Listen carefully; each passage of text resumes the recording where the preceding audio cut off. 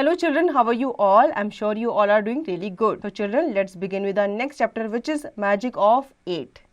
The figure of 8 is the most enchanting and artistic shape in mathematics. To many, it is a symbol of harmony. बच्चों, आज हम इस chapter में जानेंगे 8 के मैजिक के बारे में. 8 जो नंबर है ये क्या क्या सिंबॉलिक करता है या क्या क्या चीज़ को ये सिग्निफाई करता है वो हम इस चैप्टर में जानेंगे. 8 इज़ द क्यूब ऑफ 2. ठीक है, ये कहा जाता है कि, और ये एक्चुअल में एक फैक्ट है कि 2 का जो क्यूब है वो 8 माना जाता है. Spiders have 8 legs. Scorpions too have 8 legs. ठीक है, स्पाइडर्स और जो स्कॉर्पियो होता है, बिच्छू होता है, उनके 8 लेग्स होते हैं. According to Indian mythology the earth is supported on the back of 8 white elephants. बच्चों, इंडियन मैथोलॉजी के अकॉर्डिंग ये माना जाता है कि जो हमारी अर्थ है वो हमारे 8 वाइट एलिफेंट्स के बैक पे टिकी हुई है.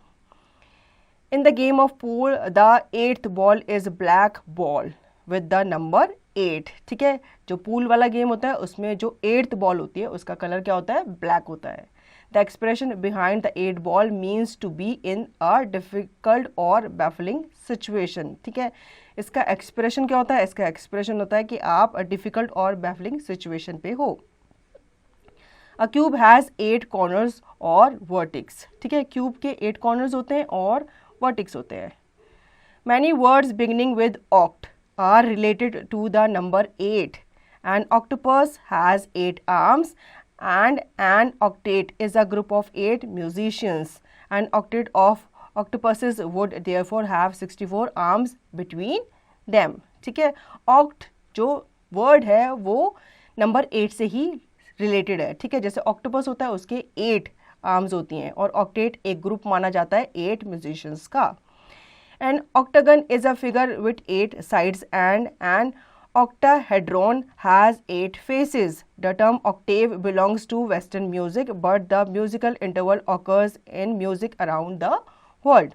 ऑक्टागन बच्चों आपको पता ही है एक फिगर होती है जिसकी 8 साइड्स होती हैं और ऑक्टाहेड्रॉन जो होता है उसके 8 फेसेस होते हैं. ठीक है, और जो टर्म है octave belongs to western music. ठीक है, लेकिन जो म्यूजिकल इंटरवल्स होता है वो म्यूजिक अराउंड द वर्ल्ड के बीच में अकर करता है. October was the 8th month in the early Roman Republican calendar. ये कहा जाता है, अभी तो अक्टूबर कौन सा मंथ है? 10th मंथ है, लेकिन रोमन रिपब्लिक कैलेंडर के हिसाब से जो अर्ली रोमन रिपब्लिक कैलेंडर था उसके हिसाब से ये 8th मंथ माना जाता था. In his first sermon Gautama Buddha described the 8-fold path of correct view, correct attitude, correct speech, correct action, correct livelihood, correct effort, correct mindfulness and correct meditation. ठीक है, अपने फर्स्ट सरमन में गौतम बुद्ध ने डिस्क्राइब किए थे 8-fold पाथ. ठीक है, जिसमें correct view, correct attitude, correct speech, correct action, correct livelihood, correct effort, correct mindfulness and correct meditation आते हैं. In western astrology Scorpio is the 8th astrological sign of the zodiac. ठीक है, western astrology के हिसाब से Scorpio जो है वो 8th एस्ट्रोलॉजिकल साइन माना जाता है जोडियक का. In the Mahabharata Bhishma was the 8th son of Ganga. बच्चों, क्या आपको पता है कि महाभारत में जो भीष्म थे वो गंगा जी के 8वें पुत्र थे. तो बच्चों, आई होप आपको ये चैप्टर अच्छे से समझ में आ गया होगा और इस चैप्टर से आपको काफ़ी नॉलेज भी मिली होगी अबाउट नंबर 8. अब इसका रिविजन और इसकी प्रैक्टिस आप खुद से करेंगे.